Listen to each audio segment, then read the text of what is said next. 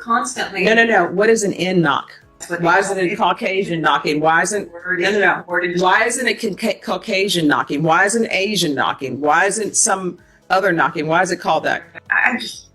That's basically, I mean, all right. I don't know what else to tell you. I'm under a lot of stress already, you know? So I'm just trying to get out of this and get it as easy as Just what? You caught me off guard with the question that you asked me. I feel like you're kind of a... This one gets uncomfortable quickly. A woman is in court after being accused of using a racial slur toward her neighbor. During the hearing, the judge actually asked her to repeat what she said on the record. The atmosphere in the courtroom instantly became tense. Now, to be fair, the woman has experienced deep personal loss. She lost both her son and fiancé just 2 years ago. That kind of pain is unimaginable. But grief doesn't excuse hateful language or aggressive public behavior. The moment she repeated the slur in court, everything shifted. It stopped feeling like a simple hearing and turned into something far more serious. Before we move forward, I'm curious, do you think the judge made the right decision by having her repeat the exact words? 01146, State versus Cynthia Giano. Could I have parties announced for the record? Defendant for the state of Texas. Yeah, Jeffrey Martinez for defendant. And are you Cynthia Giano? Yes. How do you pronounce your last name? Yeah. I got it right. Counsel, have you received all discovery? Did you review it with your client? I did, John. Court will find that the state is in compliance with discovery. Did you understand the state is proceeding on the lesser included offense of assault bodily injury as a Class A misdemeanor?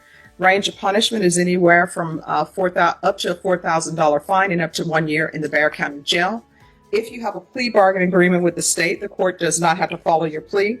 If for any reason the court does not follow your plea and gives you more than you bargained for, withdraw your plea. Did you understand? Oh, you didn't understand that part?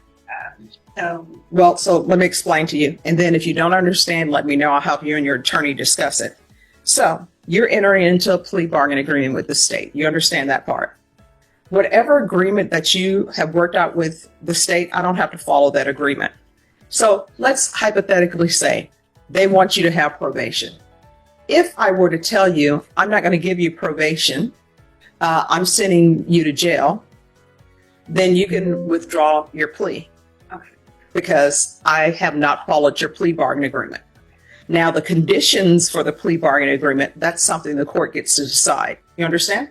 So if for some reason I don't follow your plea bargain agreement and I try to give you more than what you've bargained for, then you get to withdraw your plea. And it can't be used against you if you decide to go to jury trial. You understand?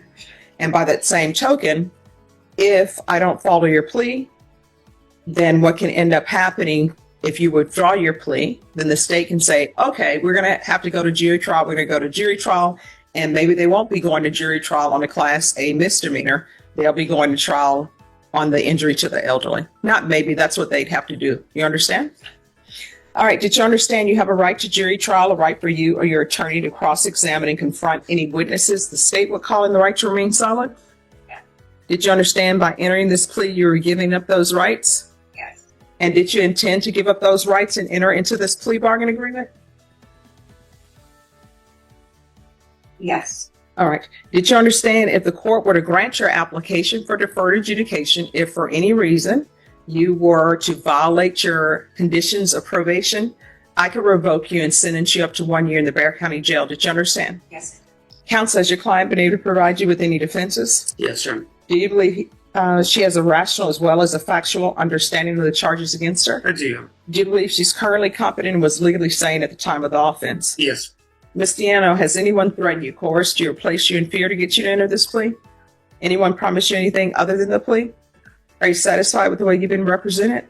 Yes. Are you a U.S. citizen? Court will find that defendant has knowingly and voluntarily waived her right to jury trial, and then what will end up happening is the state will present evidence, and then I'll make a decision on whether or not that evidence is sufficient to find you guilty. If I find that the evidence is not sufficient to find you guilty, then I'm going to find you not guilty and say that the state didn't prove its case. However, if there's something else going on between you and this other person, that is not before this court today. That's something else. So, Yeah. All right, explain to me, what's an in knocked?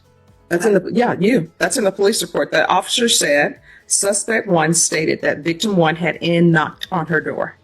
Um, And they knocked on their door trying No, to. no, I'm asking. she constantly. No. What is an in knock? Going and knocking on the door and running. That's what. Why isn't it Caucasian knocking? Why isn't No. Why isn't it Caucasian knocking? Why isn't Asian knocking? Why isn't some other knocking? Why is it called that? No, that's just the way they say it. No, that's the way you say it because that's what you said. That's what they say. That's basically, all right. I don't know what else to tell you. No, I'm just trying to figure out why. It's Why would not you like call a it race. that? It wasn't to be racist. The kids just kept knocking. And does her grief explain her actions? Or does it go deeper than that? We muted that portion of the hearing because of the language used, but what stood out was how casually she said it. No hesitation, no regret, just straight to the point. That reaction said a lot. Yes, sometimes judges ask for exact words for the official record, but in this case, it almost felt like the judge wanted her to be fully accountable. Once she said it, the courtroom changed. People looked uncomfortable. It wasn't just about the law anymore, it was about character. You can't pretend to know what's in someone's heart. But when a person says When that to me, they live upstairs. I did not touch this kid, and I really don't even want to sit here and plead to say that I did. Oh, you can go. We can have a jury trial. I don't want to do that because he says that's not the best thing to do. No. I just lost. Look, I lost a child. My son was 19 years old, was murdered just 2 years ago. I'm under a lot of stress already, So I'm just trying to get out of this and get it as easy as Just what? I'm just stressed out enough. Mm-hmm. All right. So, do you want a jury trial? No, I don't. I just want to get this over with.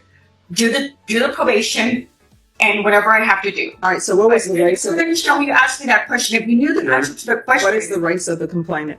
Hispanic. Hispanic. Yeah, everyone's Hispanic in the instance. Mm-hmm. And if I knew the answer, I don't know why you would say that. That's why I'm trying to figure out why you said it, because in the police report, they say you were intoxicated. So I'm trying to figure out. Intoxicated. That's what it says in the police report. It says suspect stated V had knocked on her door and she came outside to see who knocked. And victim's family came down the stairs yelling at her, accused her of hitting the victim. Suspect kept saying she did not want to tell her side of the story and tried to walk away to go inside. I detained suspect to investigate further. And it says in here that there was signs of drinking. I don't see a crime in drinking in your own home. I was in my own home. I'm just trying to figure out what's going on because I have to set conditions for you. Is this an anger problem? Because they want you to do it. I'm sorry that you caught me off guard with the question that you asked me. I feel like you're kind of in a setup. I felt kind of set up with that question. I understand it's not a word to be used, and I understand that I used it in a wrong word, in a wrong way, and I apologize for that. So I'm sorry. There's more in here that you said. You're using profanity. I am trying to figure out, because it says suspect had a strong odor of intoxicants on her. I'm trying to figure out why the state is asking for anger management, because they're requesting that you do anger management. They're requesting that you have a TAP evaluation to see if you have a drug or alcohol problem. They're asking for sober support meetings. Sober support meetings are usually for people who have a drug or alcohol problem. I'm trying to figure out what's going on because you told me that the lady, Samantha, had, assaulted you or is still causing problems with you. So I'm trying to read the room and figure out what's going on, and I cannot. I'm leaving this apartment, so I already have gone into a new place to live. I'm leaving on Sunday because the lady kicked my dog the other day, and she got up in my face and stuck her finger in my face and started yelling at me. No, I don't have a drinking problem. Yes, I lost my child on February 5th, 2023. He was murdered by a best friend in a gas station in Austin, Texas. And I lost my fiance 11 days before that. He had a heart attack inside my home. I've been under a lot of stress and frustration. These people don't leave me alone from upstairs. It's a constant fight with this lady. So I'm moving myself away from that environment. I've already lost my job because of her, that I had a job with for 6 years, working from home. And I politely went upstairs and told her, look, You know, like I work from home. All they do is they run like a herd of elephants upstairs and it basically just annoying people. And that's it. The kid just keeps knocking on my door. They would steal my decorations for my home. I've already complained. So now I'm taking myself. Something so easily, it's hard to believe it was a one-time thing. What do you think? Was that a moment of pressure? Or did she reveal who she really is? I'll be honest, part of me feels sympathy for her. What she said was clearly wrong, no question. But you can also see someone who's deeply hurting and unraveling in real time. She's lost so much, and it's hard not to feel a bit of compassion. When you see someone struggling that badly, that said, pain doesn't erase responsibility. This wasn't just one bad word, it was a moment filled with rage, sadness, and confusion. But it raises a tough question. You're requesting anger management in sober meetings? All right, and why are you requesting that? Seems like that would be beneficial for the defendant to group it. You know, we're in agreement with the state. We would have to probate the fine on her, as you heard. The defendant has lost her job. She's having to have moving expenses. She's indigent and court appointed, Your Honors. At this time, we would ask to follow the plea and to waive the fine. So you're fine with anger management in sober meetings? Yes, sir. Okay. There's going to be a $500 fine probated, proof of employment within 30 days, no employment as a home health care provider or with minors. There's going to be 1 year deferred adjudication, 80 hours of community service restitution. I think she needs anger management. I'm going to order anger management. Once she's completed that, then 40 of the hours will be deemed satisfied. And then I'm going to order 60 sober meetings in 60 days.